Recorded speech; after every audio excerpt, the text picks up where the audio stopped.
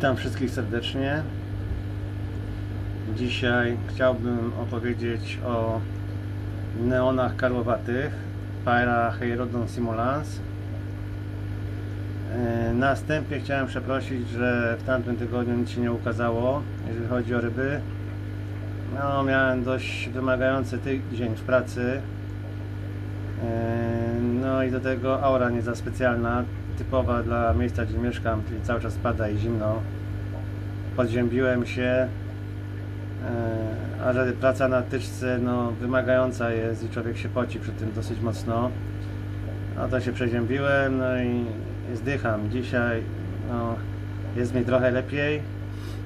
No i chciałem, żeby coś się ukazało.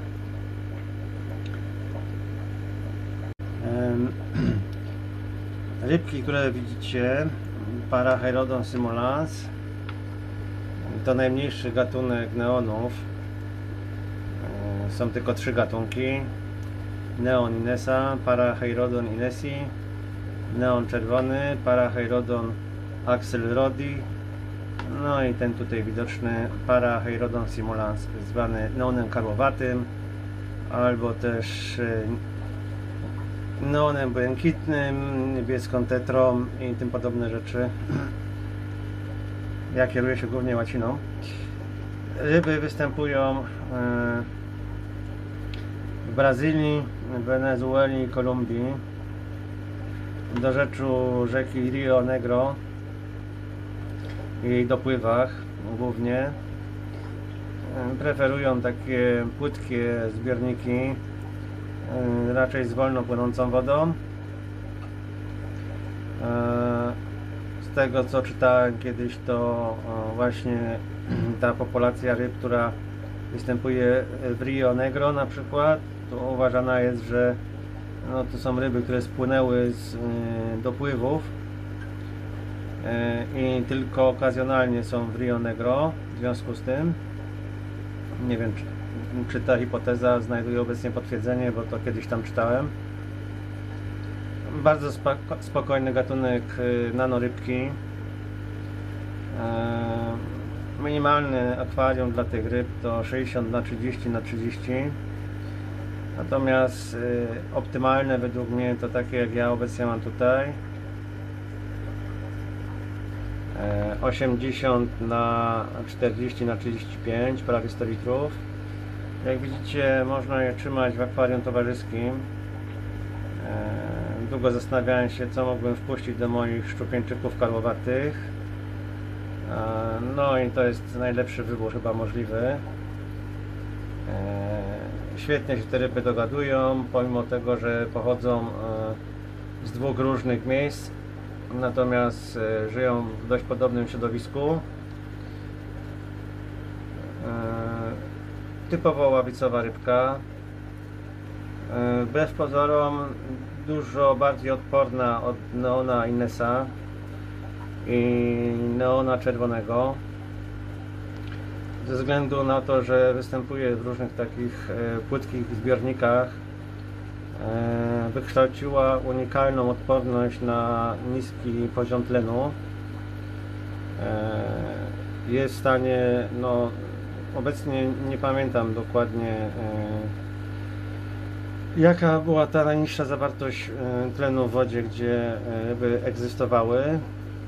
Natomiast są to poziomy takie, gdzie no, szczupieńczyki dawno by już umarły i większość ryb akwariowych. Tak więc dość mylny ma ten swój wygląd takiej drobnej, delikatnej rybki. No natomiast jeżeli chodzi o odporność na azotany, to według mnie raczej no, trzeba uważać. Zresztą z azotanami zawsze im mniej, tym lepiej. Niezwykle, momentu, ustawię lepiej ostrość może. Niezwykle ciekawie ubarwione ryby. Jeżeli chodzi o pozostałe gatunki neonów, wbrew pozorom dość prosto je rozpoznać. Zobaczcie sobie tutaj.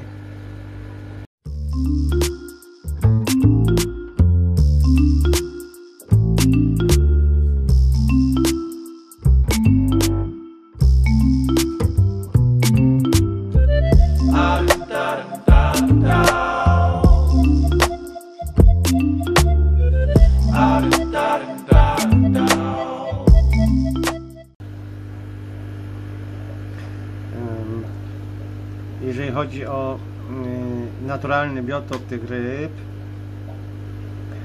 to zapraszam na krótką migawkę. Można zobaczyć sobie zbiorniki, w których występują te ryby.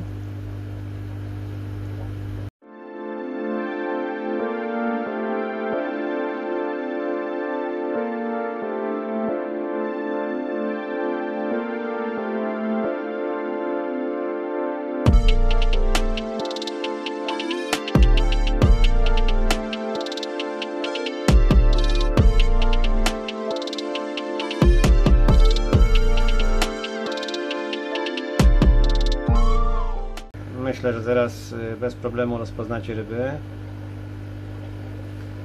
Charakterystyczne jest to, że ten niebieski pas biegnie od oka aż do nasady ogona. No i czerwony pas jest też dużo dłuższy niż u Neona Inesa, natomiast no nie jest aż tak długi jak u Neona czerwonego, gdzie w zasadzie ten niebieski i czerwony pas są sobie równe. Niezwykle atrakcyjna rybka, jeżeli jest trzymana w większej grupie. Ja tutaj mam 20 osobników obecnie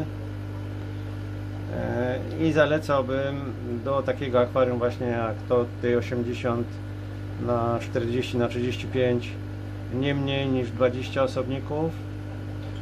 Ryby owszem są rybami ławicowymi i często pływają ławicą. Natomiast w akwarium, które już znają, przecież mieszkają tutaj długo, często zdarza się, że rozpraszają się po całym zbiorniku. Najczęściej ma to miejsce właśnie po karmieniu, gdzie ryby poszukują jedzenia. Natomiast ni stąd, ni zowąd potrafią właśnie uformować ławicę i pływać sobie tutaj po akwarium. Jak widzicie, jeżeli chodzi o zbiornik, no to musi być strefa mroku, jest tutaj. Pod nią nie bardzo są rosnąć rośliny, więc tam sobie dałem większą ilość liści. Liście też są wymogiem. Wzbogacają wodę w garniki, ponieważ rybki lubią kwaśną wodę.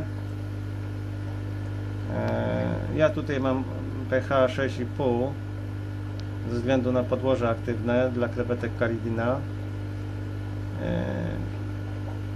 Te rybki można trzymać w wodzie o pH od 5,5 do 7,2. Są dość odporne naprawdę, jeżeli chodzi o takie rzeczy. No a jeżeli chodzi o GH, to od wody naprawdę super miękkiej, typu 50 ppm do mniej więcej 300 bym powiedział, można 400. Nie wiem jak długo mogą żyć w takiej twardej wodzie, bo wbrew pozorom zdarzyło mi się, że jedna ryba akurat z tych tutaj została w innym akwarium, właśnie takim 60 na 30 na 30, ponieważ tam przebudowywałem, byłem 100% pewny, że odłowiłem wszystkie ryby, zostały tylko krewetki. No i zatwardziłem tam wodę, ponieważ obecnie są tam limki. No i woda ma prawie 800 ppm. Wbrew pozorom po 2 tygodniach nic się rybie złego nie działo. Po prostu odłowiłem ją, żeby nie była samotna. Nie widziałem żadnych zmian skórnych, jakichś dziwnych zachowań, zmian na płetwach. Także no, nawet w twardej wodzie można te ryby trzymać, jak widać. Z tym, że tak jak mówię, no ja przez przypadek to się zdarzyło i miałem tą rybę 2 tygodnie w akwarium.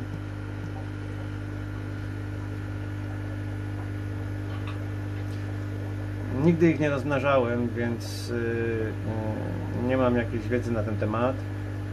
Natomiast jeżeli chodzi o rozmnażanie, to znajdziecie sobie po prostu wszędzie na internecie z pełno wiadomości, jak przygotować zbiornik tarliskowy. Bardzo podobnie do Neona Inesa.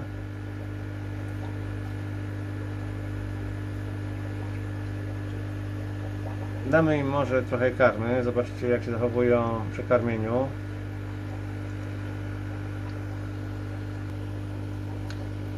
Podamy sobie teraz Artemię.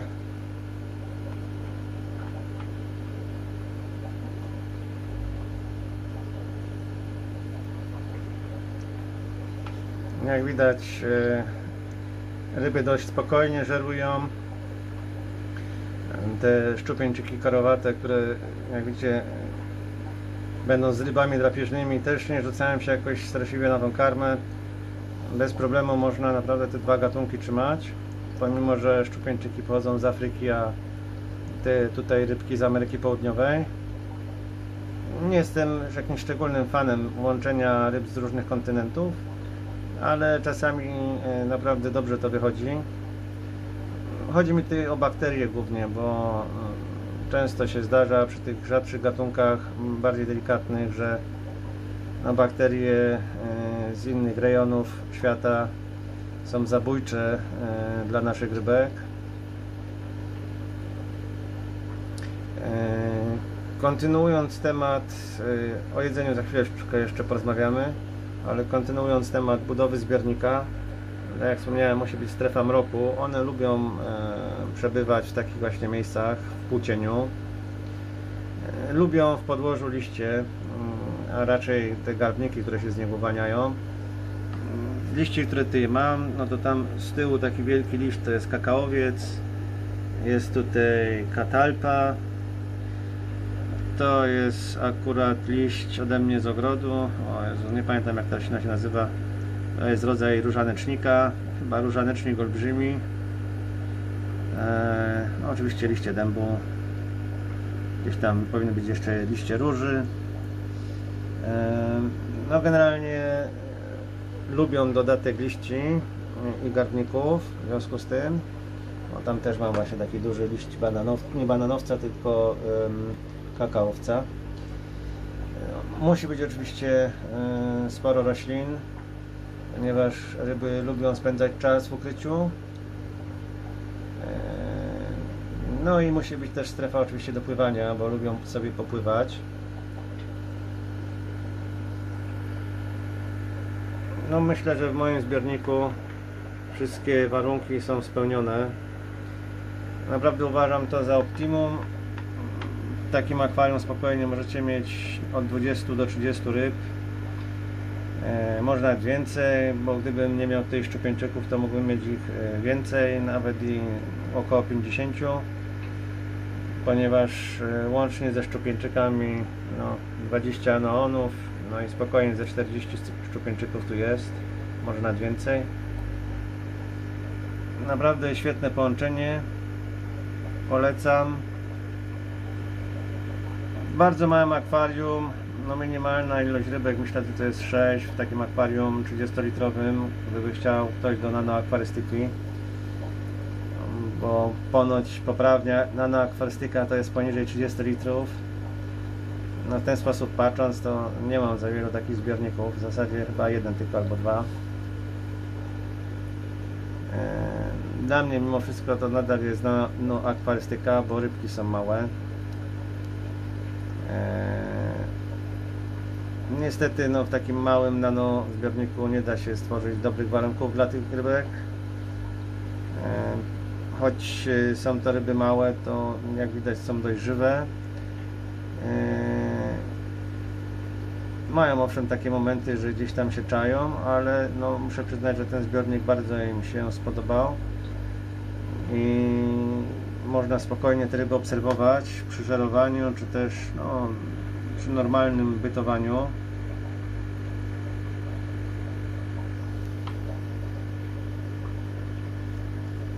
Naprawdę cudowne rybki.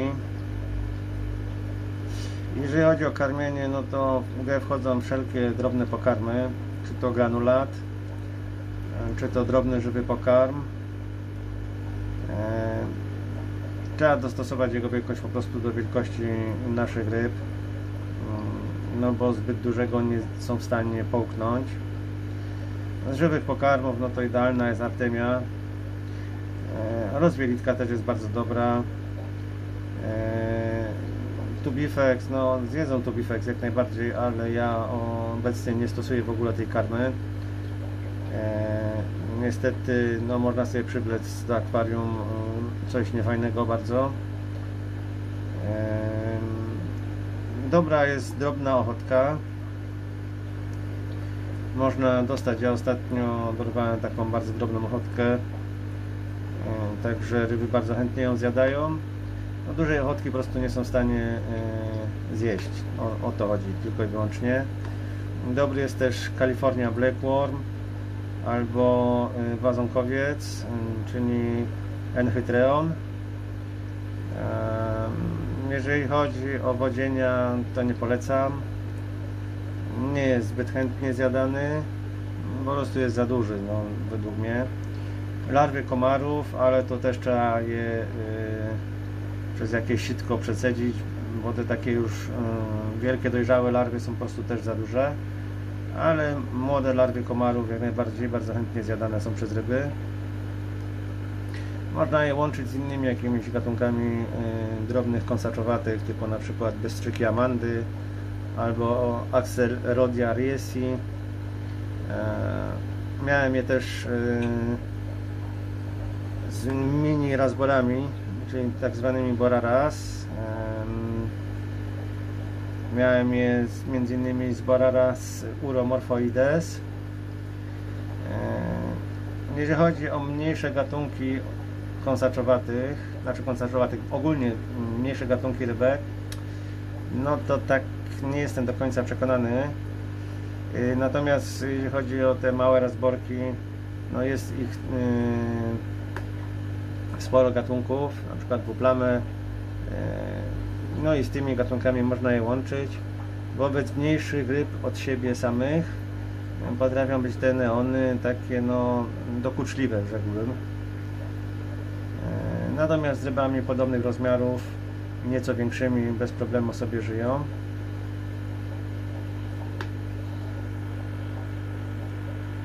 Jeżeli chodzi o rozróżnienie płci, no to tutaj mamy samicę. Dla wprawnego oka bardzo łatwo rozpoznać. Samiczki są nieco większe, bardziej okrągłe, z większym brzuszkiem. Samczyk jest mniejszy i bardziej smukły. No na przykład ten tutaj sobie płynie samczyk. A to jest chyba młoda samica. Znaczy młodsza od tej, którą widzieliście przed chwilą. Ponieważ ryby 2 razy kupowałem, różnie rok, że tak powiem. Dość długowieczne są te ryby. Spokojnie ponad 5 lat żyją. Spotkałem się też z opisem, że do 8. 5-letnie ryby osobiście miałem swego czasu, także no naprawdę świetne są. Według mnie najlepszy gatunek neonów. No cóż, myślę, że to wszystko na dziś. Zapraszam do kolejnych produkcji. Mam nadzieję, że będę w stanie w piątek coś opublikować. Mam tutaj huk pracy teraz w piwnicy, no bo tydzień czasu postoju dla mnie, no to jest naprawdę sporo nadróbek. Ale no wszystko się dobrze kręci, także opowiem, myślę, że pod koniec tygodnia w kolejnym odcinku co słychać w Fish Room. No a na dzisiaj już nie będę przedłużał. To wszystko, pozdrawiam i cześć.